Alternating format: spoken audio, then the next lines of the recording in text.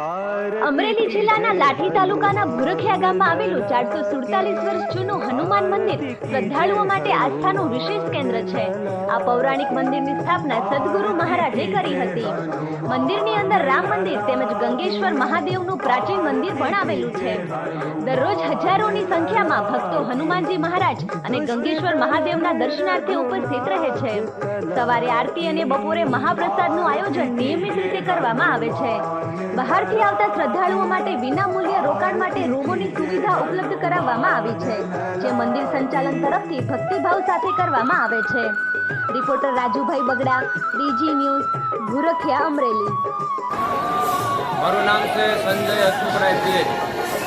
આજે જે ધર્મસ્થળની અંદર આપણે ઊભા રહેલા છે એ ગામ છે અમરેલી જિલ્લો, લાઠી તાલુકો અને ભુરખિયા હનુમાન ગામ.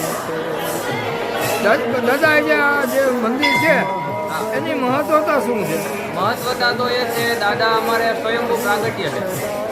દાદાને આજે પ્રગટ થયા એને 447 વર્ષ થયા. પ્રથમ સદગુરુ શ્રી દામોદરદાસ બાપુના સપનામાં આવ્યા હતા દાદા કે ચૈત્ર સુદ પૂનમના દિવસે રાત્રે 12 વાગે હું ભુરખિયા ગામની અંદર પ્રગટ થઈ. એટલે દામોદરદાસ બાપુને રાત્રે સપનું આવ્યું. દામોદરદાસ બાપુ એ સમય આયા સ્થળની અંદર આવ્યા અને રાત્રે 12 વાગ્યે દાદા પ્રગટ થયા. જે તે સમયની અંદર દાદા પ્રગટે થયા તો આજ સુધીની અંદર હજારોની મેદનીની અંદર રોજે યાત્રાળુઓ ભાવિક ભક્તો બધા દર્શન કરે છે, પ્રસાદનો લાભ લે છે. તો પ્રસાદની અંદર બંને ટાઈમ આપણે દાદા તરફથી હરિહર ચાલુ, બપોરે ચાલુ છે 12 વાગે અને રાત્રે દાદાની સંધ્યા આરતી થાય પછી ભગવાનનો પ્રસાદ ચાલુ થાય. તો બંને ટાઈમ દાદાનું હરિહર ચાલુ છે. ચા પાણી સવારે 5 વાગ્યાથી ચાલુ થઈ જાય છે, રાત્રે દાદાની આરતી થાય ત્યાં સુધી સતત ચા પાણી ચાલુ હોય. જમવા માટે કરી, ચા માટે, ચા પીવા માટે કરી કોઈ પણ પ્રકારનો અમારે ચા જ લેવામાં આવતો નથી.